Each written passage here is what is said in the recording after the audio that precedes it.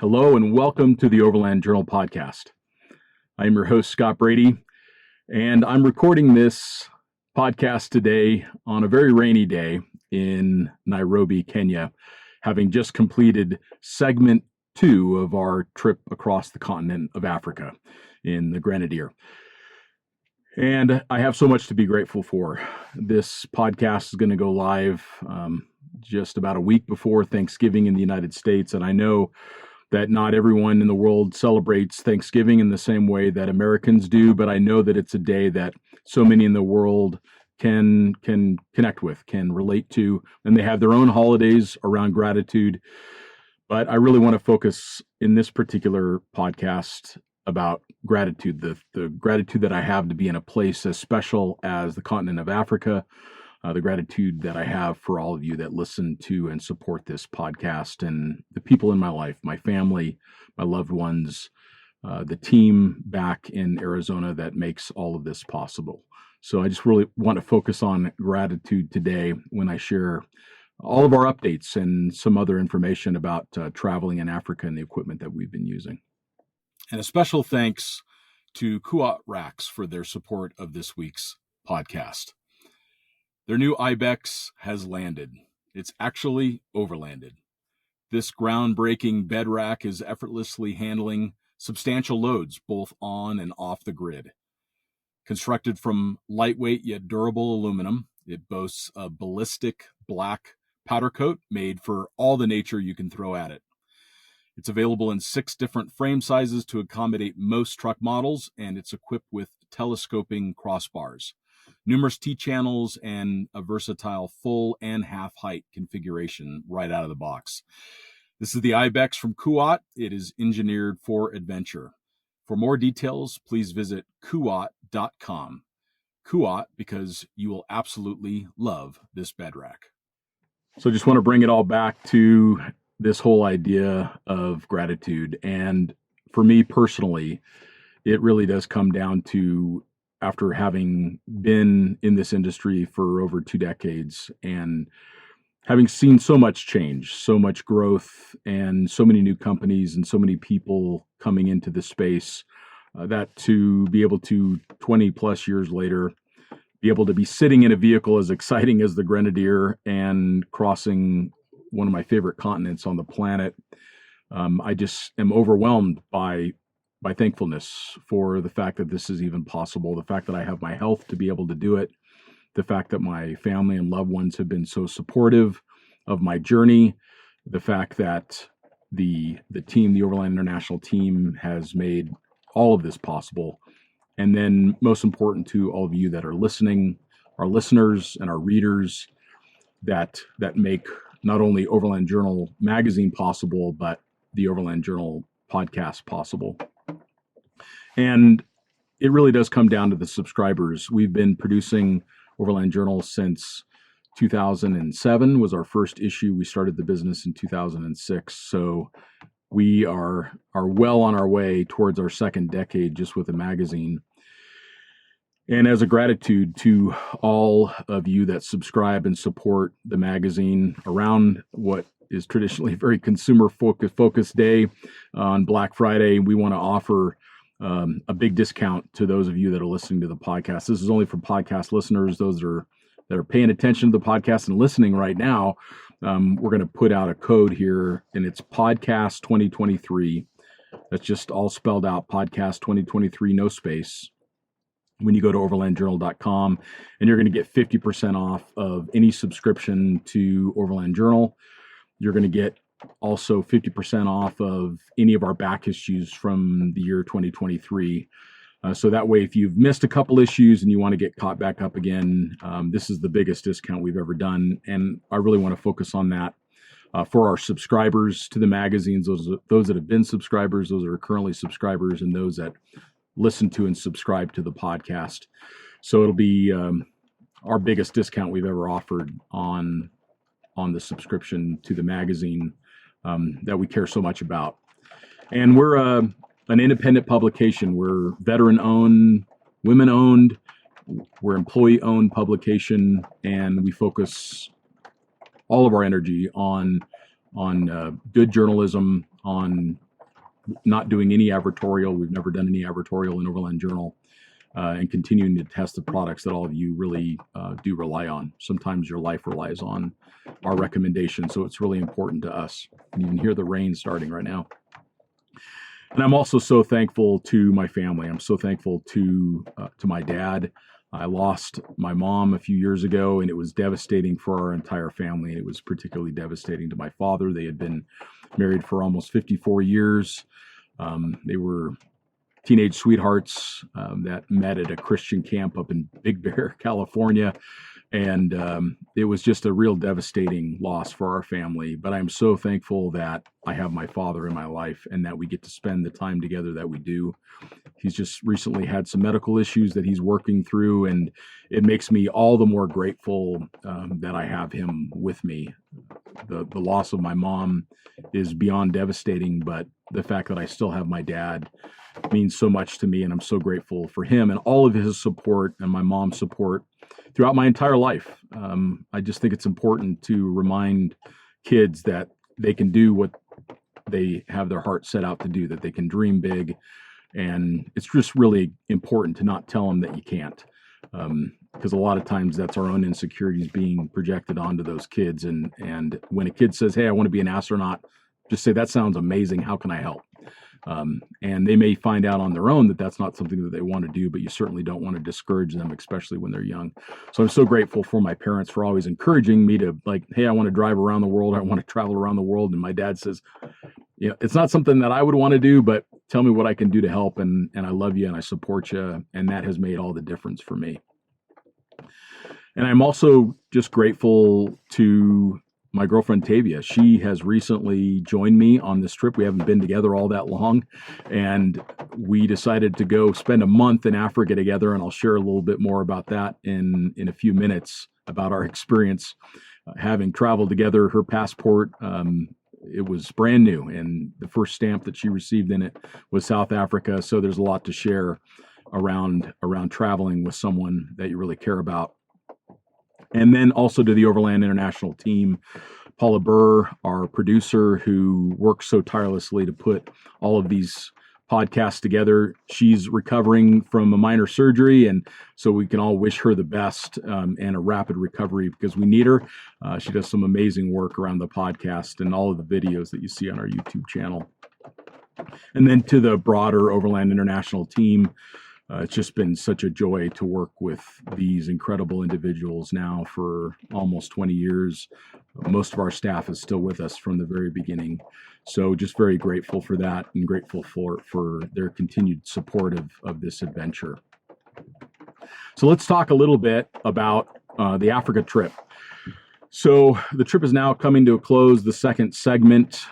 We were able to cross the equator, so traveled from the southern hemisphere into the northern hemisphere in Kenya, and actually able to tie up with some previous trips that I had done through Kenya and Uganda and into South Sudan with a Mercedes G-Wagon Entdecker, which is a really interesting vehicle if no one's ever looked one up. They were built by Unicat, by Stanley Illman and his friend Alex Beccaria, to a very unique overland spec. And in 2016, I drove through Kenya and Uganda and into South Sudan with those vehicles. So being able to kind of tie into that original route was it felt like a real milestone for the trip. And to be able to cross into the northern hemisphere with the Grenadier also felt like a real joy.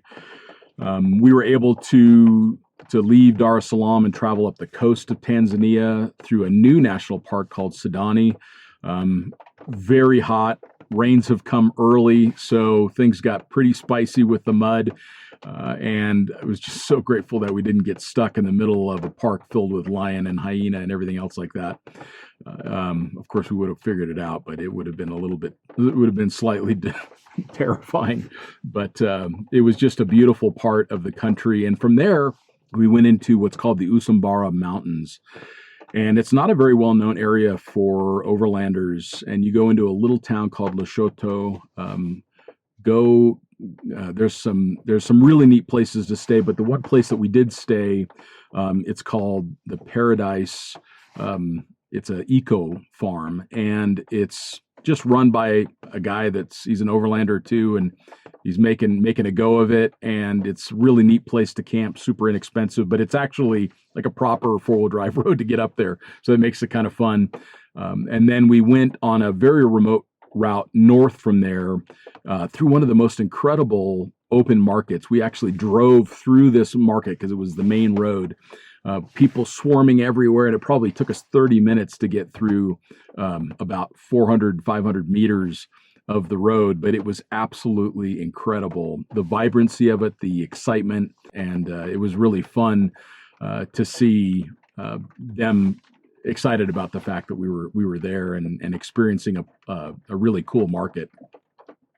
And then we continued through there and headed north. And this route gets really remote, and you need to have plenty of fuel, and you need to kind of have your wits about you, because when the rain comes in, it can get really challenging. And there's some really steep switchbacks and some heavily eroded areas, and they get in what's called black cotton soil on the northern slope as well. So that can be very, very challenging in the mud.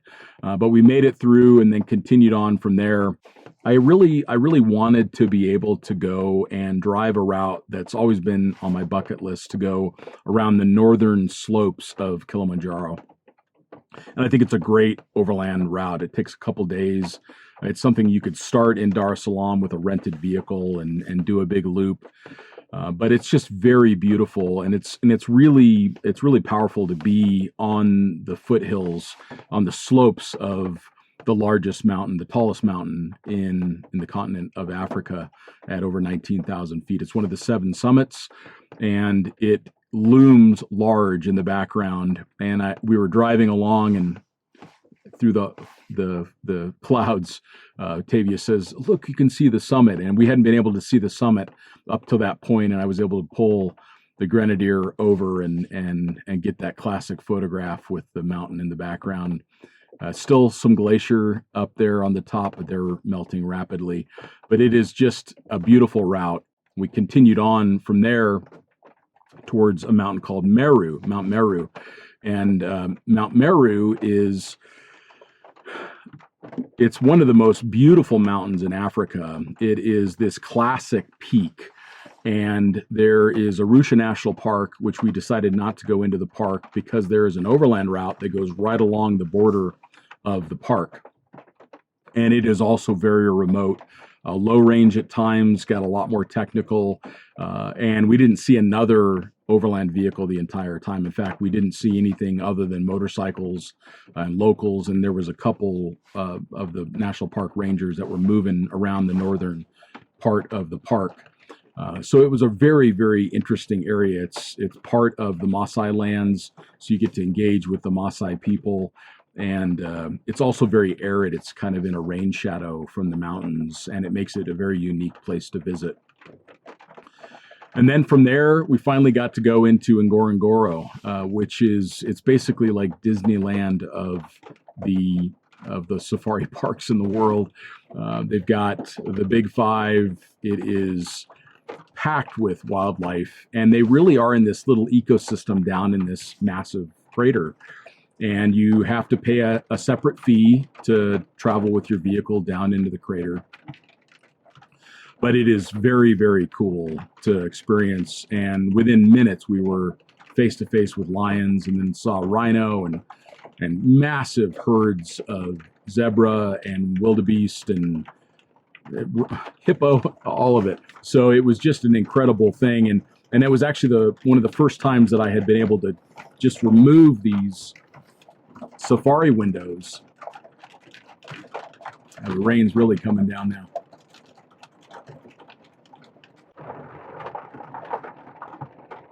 Okay, the rain slowed down a little bit, so we're going to try to keep recording here. But in Ngorongoro was one of the first times that I was actually able to take kind of full use of these safari windows, because they remove completely. I'm not going to demonstrate right now because of the rain, but they remove completely from the roof, and then you can stow them in the back of the vehicle.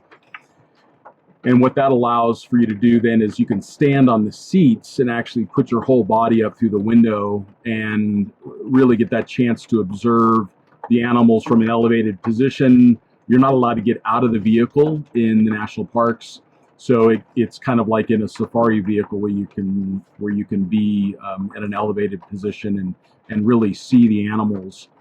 And I really loved it. It was fun to drive around and just be standing on the seat and taking a million photographs of all of the animals. But Ngorongoro is just really special, and I highly recommend it. And then from Ngorongoro, it was time to get into the Serengeti, and the road between Ngorongoro Crater and the Serengeti National Park is one of the most rough roads that I've encountered in my travels. It would be on par with some of the worst corrugations that you would see in Australia, but it's fairly rare in Australia to encounter that degree also of embedded rock at the same time. You can get really bad corrugations in Australia, but it's rare to have really bad, really deep corrugations and embedded rock interspersed throughout the route. And it's also, I think, a real challenge in Africa because so much of the traffic is done with the same vehicle, being a 70 series safari vehicle. So it's literally the same frequency of suspension that's going over and really causing very, very deep corrugations. Even if there was some bigger variety of vehicles that were traveling it would start to help with some of that frequency that's created from the suspension to cause those corrugations. But talk about putting the Grenadier to the test. I mean, we've done thousands of kilometers now of corrugations throughout the trip in Africa, but that was hundreds and hundreds of kilometers of some of the worst corrugations I've encountered in my travels. And the vehicle, fortunately, didn't have any failures. So if anything was to come loose on a new vehicle, it was going to be on that road, and nothing did. So I'm really grateful for that. And then the Serengeti was incredible. And there's a way, this is another little travel tip, but there's a way to book a campsite. They're called special campsites within the Serengeti, and you actually get to book them entirely for yourself. There's nothing there. There's no bathrooms. There's no fences.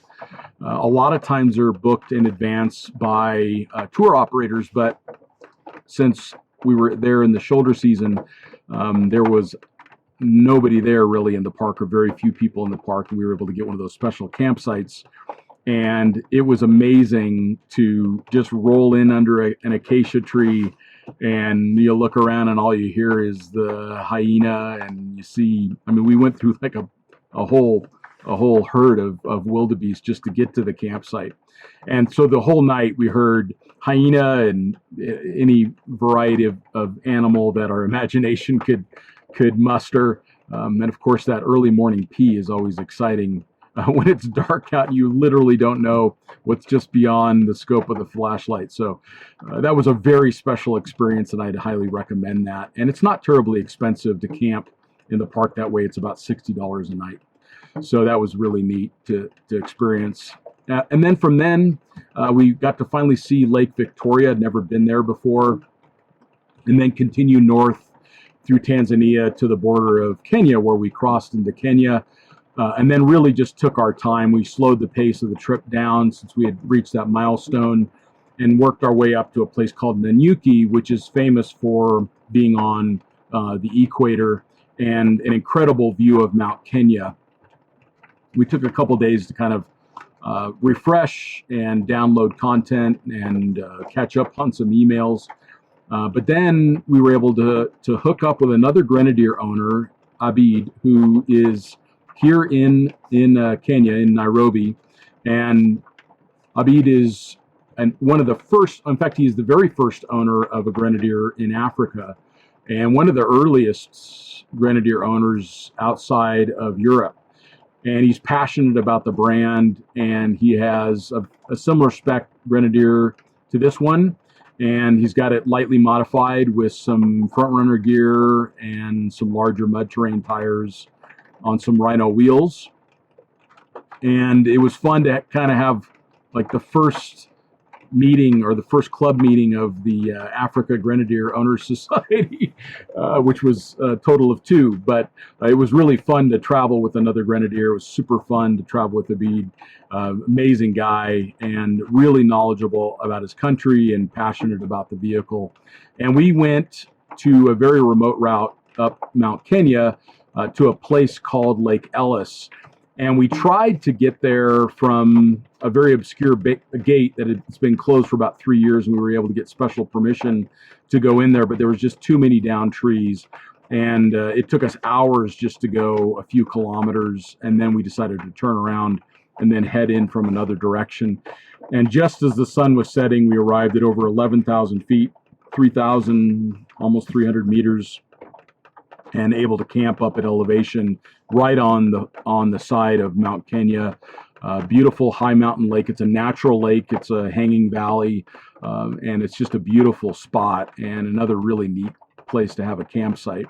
And then from there, moved down to Nairobi, where I'm scheduling the vehicle for some service, and I'm organizing my equipment, and I'm getting ready for the last segment of Africa, which will be to continue, most likely, to continue north into Ethiopia, and then if Sudan opens, Sudan and Egypt, and if it does not, then I will head into Djibouti, which will get me north of the Horn of Africa, and I'll complete the crossing in Djibouti.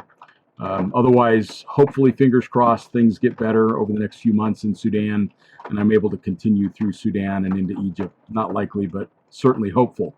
Given that it's Thanksgiving, I'm going to be show a lot of gratitude for the possibility that might still be a thing. Let's talk about the things that I've learned on the trip around some of the equipment that I've used. And I thought it would be helpful to talk a little bit about communications, because I know that that's something that people are always very mindful of because one of the understandable anxieties of travel is what happens if there's an emergency, or what happens if I need help, or what happens if I just need a tow or some fuel or spare parts or whatever. And there's a lot of different solutions for that. And I have many solutions in the vehicle. Normally when I travel solo, I don't carry quite as many things, but I have precious cargo with having Tavia with me. So I really wanted to make sure that I had multiple means of communication.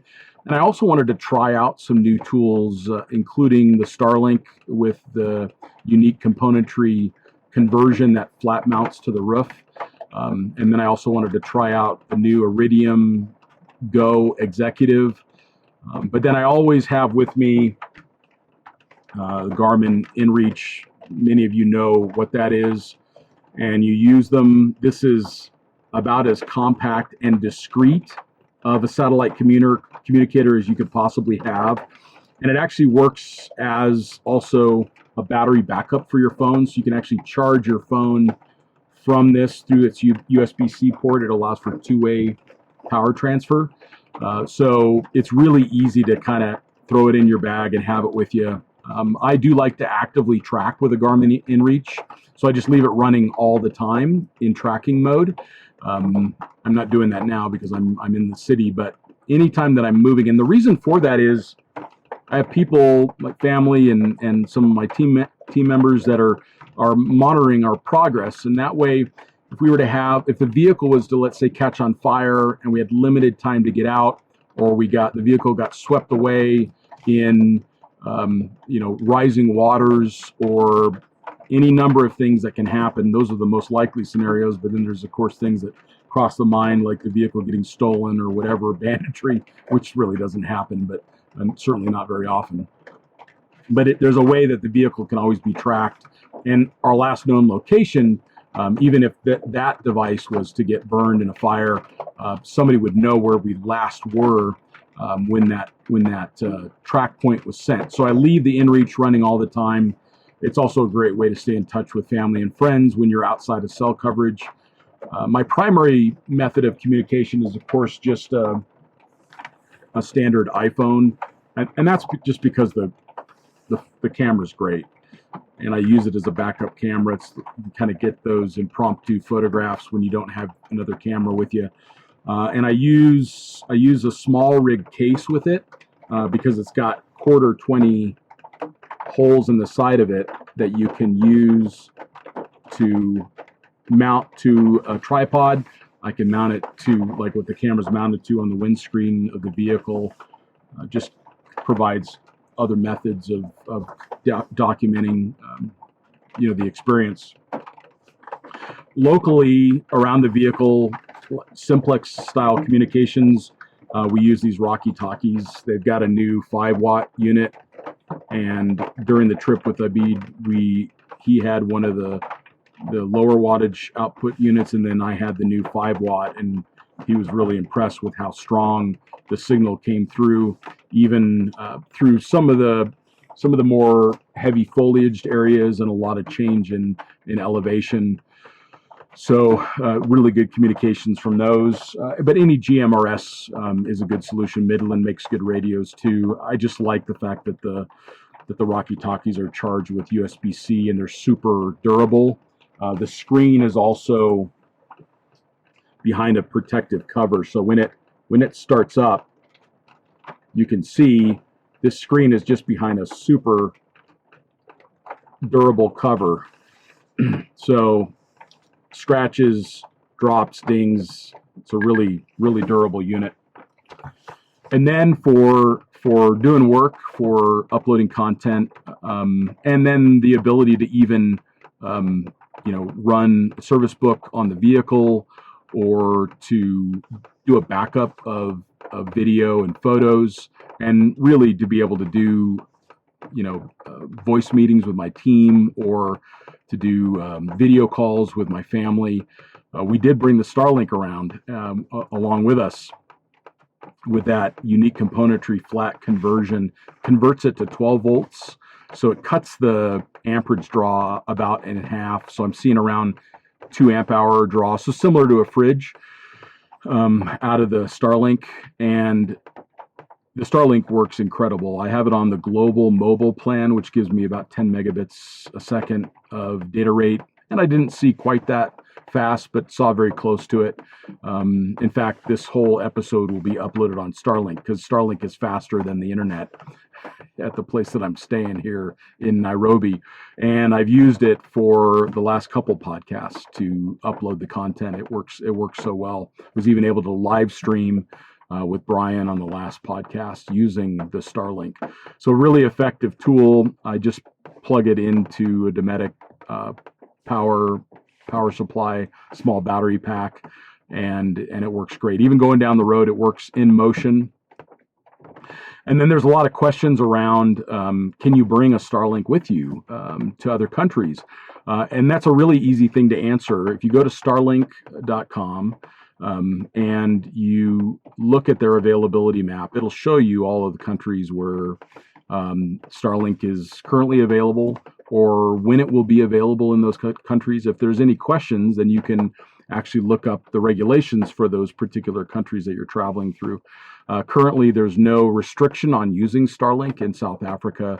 Starlink is currently available and can be purchased in Mozambique. It can be used. It's approved for all uses, including by the citizenry in Malawi, in Zambia, and in Kenya, where I'm at currently. In Tanzania, there's no restriction on the importing of a Starlink, and that's going to be available for Tanzanians to purchase and use within weeks. I mean, it is the final decisions are pending, but at the latest, it would be in the first quarter or so of next year.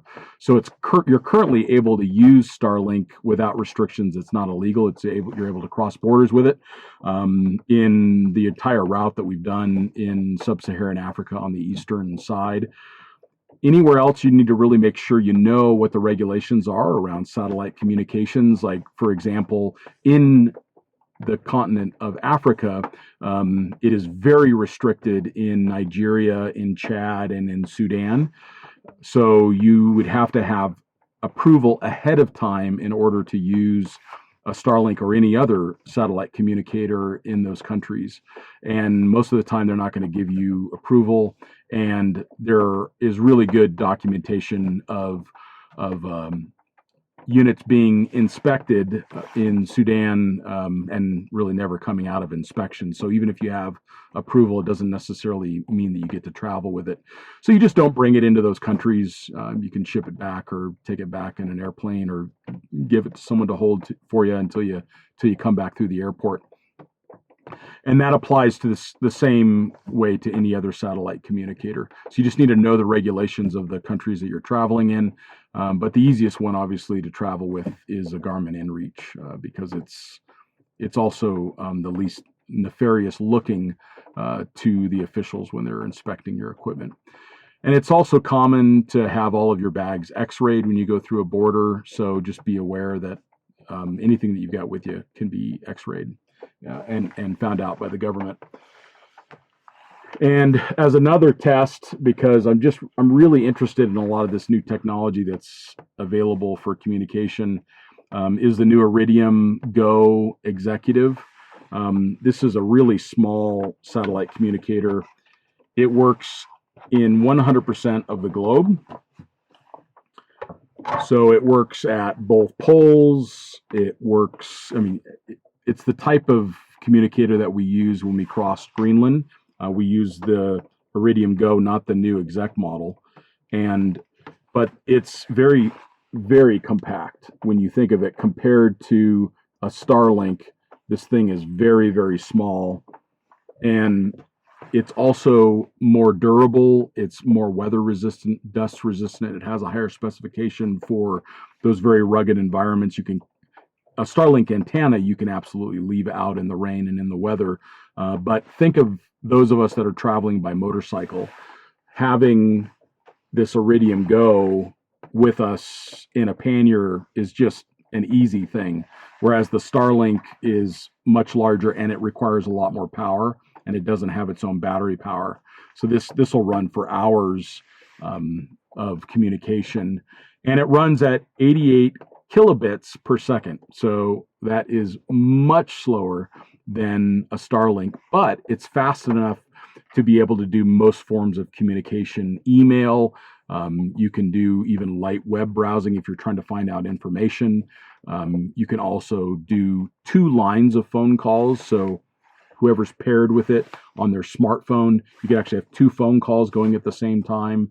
You can even get that Instagram update uploaded, and it's available with unlimited plans for around $200 a month. The unit itself costs about $1,500. This is a pretty hardcore tool for communication, and it's something that I plan to have along with me for as many of my travels as it's allowed, because it's a great backup. And that covers the communication that we've used on the trip. And a special thanks to O3 Outdoors for their support of this week's podcast. The world is messy. That's the price every outdoorsman pays for adventure. So when we need to keep things fresh, well, we at O3 Outdoors don't just do things halfway. We turn to the same technology NASA uses to clean the space station, and we bring it down to our own frontier. You know the smells, the sweat, smoke, and fuel, the smells of a proper adventure, the stuff of a true outdoorsman knows firsthand. Our technology here at O3 Outdoors eliminates bacteria and odors on gear or in your homes and on your vehicles. Our Trekker bags allow you to pack, store, and carry your gear, cleaning it the entire time. Our portable Overlander units fit in any vehicle, home, or RV. It's the highest tech, brought to you to the outdoor experience, keeping your gear fresh from one frontier to another. For more information, visit o-3outdoors.com. O3 Outdoors, go explore.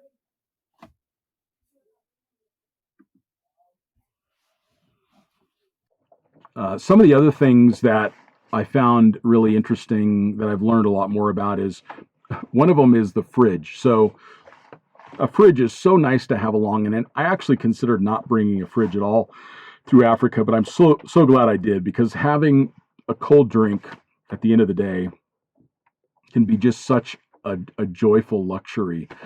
But what I did decide to do is go with the smallest fridge that I could find in South Africa, which is a Dometic 25 liter. Because I've really come to the realization that fridges are the perfect example of Parkinson's law, which is that you're going to fill whatever it is to the available space. It was originally a law around governments and bureaucracies, but it also applies to everything from motorcycle panniers to fridges to the inside of your vehicle, to your messenger bag, to your carry-on luggage, all of that. You're going to just fill up the available space. So surprisingly, with two people, the 25 liter was more than enough for us to have all the cold food, meat, veggies. I have a lot of chocolate in there, milk, stuff for making coffee, creamer. We were able to have fruit inside there, plenty of space. And one of the keys to that is to actually feed items into the fridge. So you try to buy shelf-stable milk that then you feed into the fridge when you're planning to open and use it, or when you want it cold. The same thing applies to shelf-stable juices and sodas and those kinds. Water, for example, you have just a small water container that you use to carry with you, but then you don't carry a ton of water inside the fridge. And that results in a much lighter fridge overall, and then a significantly lighter fridge when it's full. One of the things that people don't realize is a 70 or an 80 liter fridge is heavy to begin with. But once you fill it full of food, it can be well over 100 pounds. So by putting that kind of self-constrained space in place, I think makes a lot of difference. So I was really glad to have the 25 liter. And when we sleep in the back, I just remove the fridge and a couple other items go into the front seats. And then that flat load floor has just been awesome. I hope that Front Runner comes out with some products around this design that they came up with. I told them what I wanted to achieve, and Rob, one of their engineers, just went to town and he came up with a better solution than I would have ever thought of. But you can use all 5 seats in the vehicle. When the back seats fold down, the deck is high enough that when the load platform flips forward, it rests on the top of the back seats. And I have a full length sleeping surface. When I was traveling with Joe, he's 6'7" and was able to sleep inside the Grenadier. You just push the seats forward, stuff some soft bags and personal effects down into the empty space, and then it's a very comfortable sleeping surface. And it was funny because I was trying to get another Melville and Moon sleeping pad, and I wasn't able to get it in time.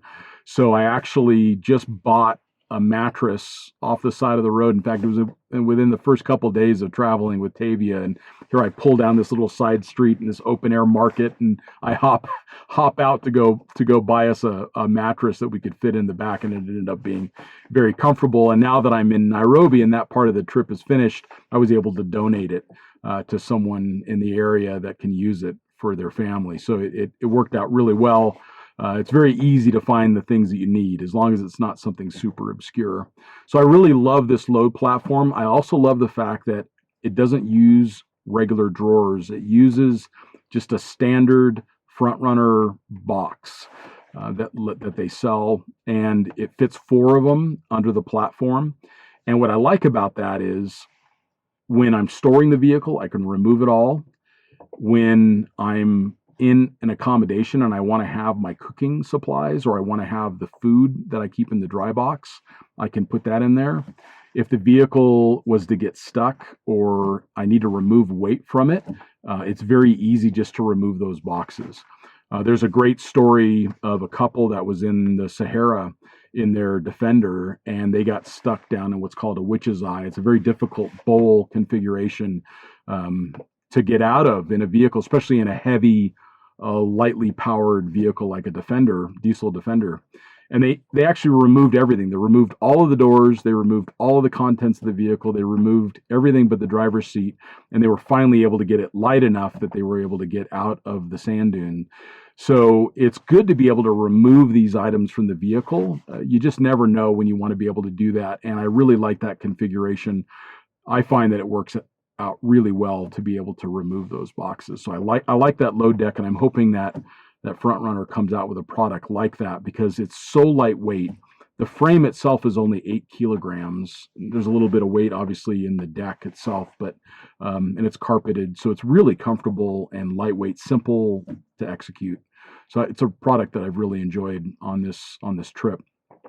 For this last segment, I also brought a Red Arc solar panel. So it's a 160 watt unit.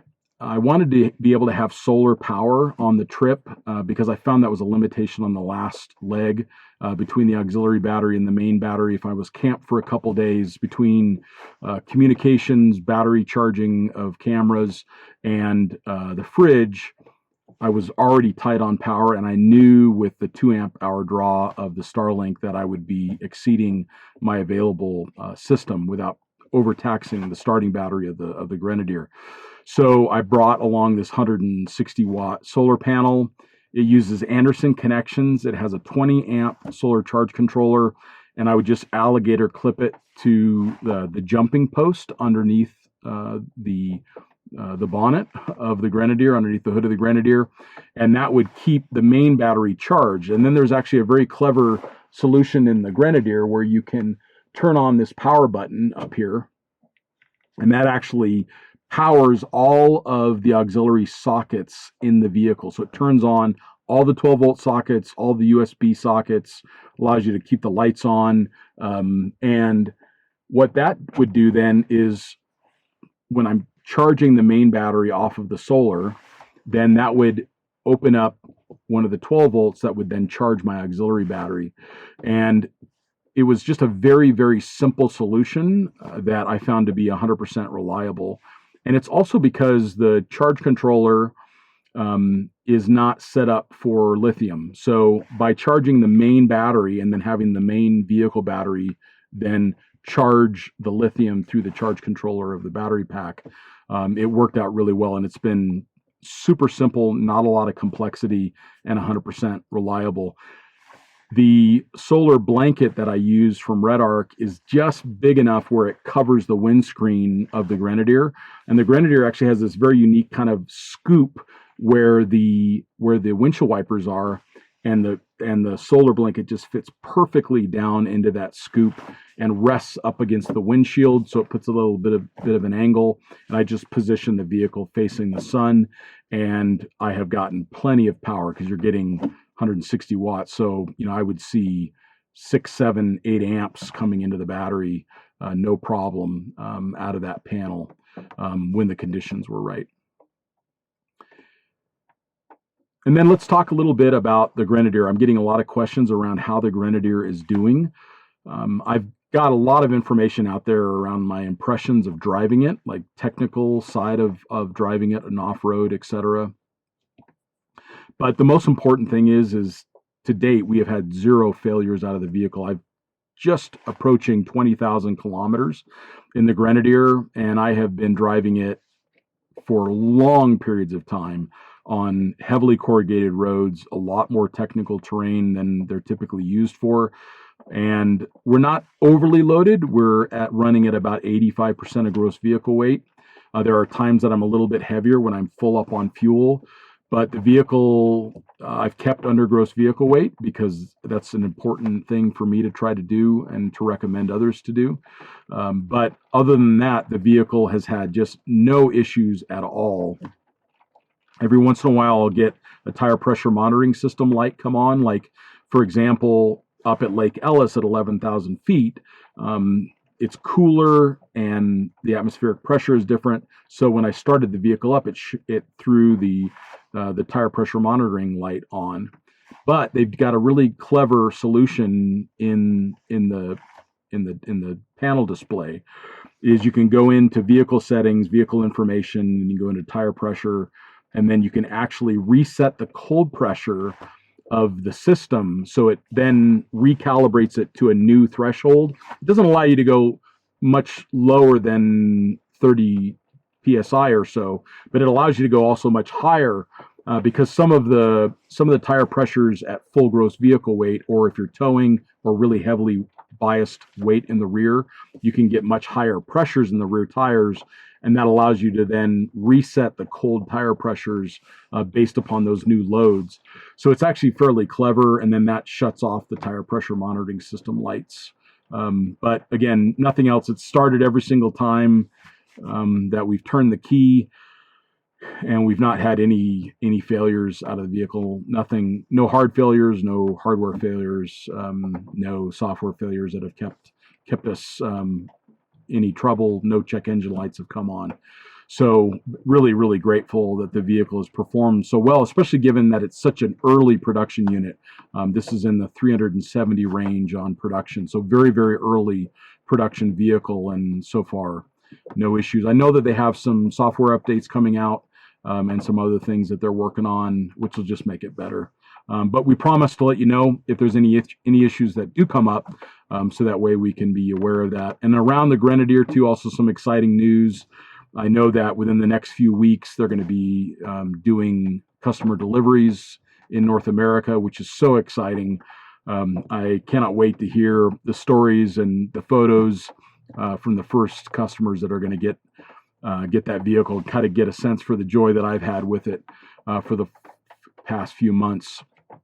And I've mentioned this on the podcast before, but it's important to note we're not being compensated by Ineos in any way. I'm paying all of my own expenses. They're not paying me a salary, and we're not receiving any advertising from Ineos. We were just loaned a vehicle for this particular trip, and then we'll be giving it back at the other end of it. And we have no restriction on sharing our information that we've learned about the vehicle with you. So it's a really important vehicle, we believe, coming into the market, which is why we were so excited to use it on this trip.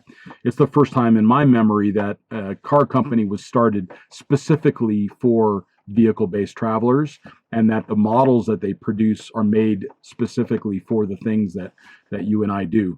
So we're really excited about the Grenadier. We think it's a really important new model in the space. We think that a lot of people are going to like it. So that's why it was so important for us to test it thoroughly in the way, like 20,000 kilometers across Africa.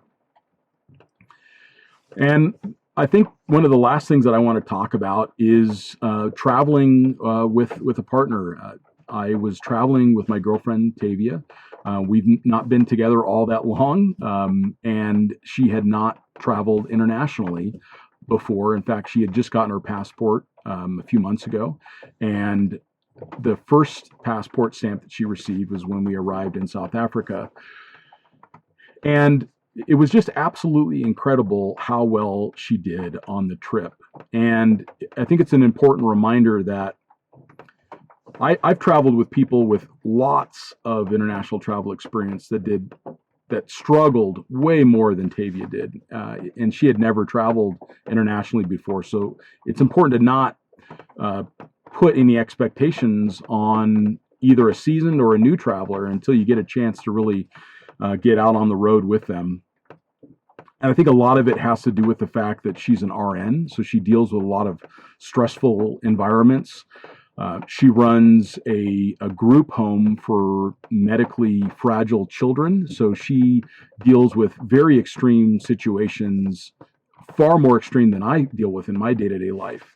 Life-threatening situations where her ability to stay calm and to make decisions quickly.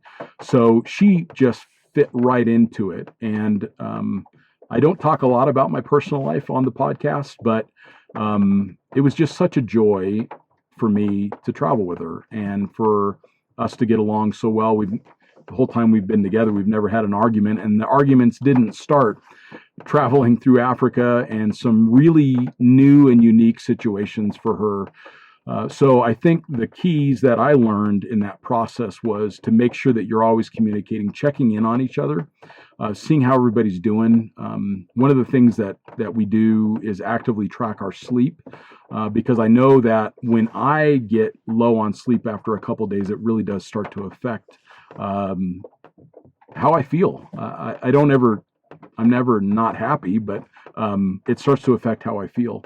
So I think being able to keep an eye on how each other is doing with their sleep is really important. We also paid really close attention to nutrition. Tavia has some things that she doesn't like to eat, and we just made sure that to communicate that with the places that we were going to stay ahead of time, and then go out of our way to find fresh food, good food at local groceries that we could prepare ourselves. And I think being well fed and well rested, well hydrated, makes such a good difference in how people feel.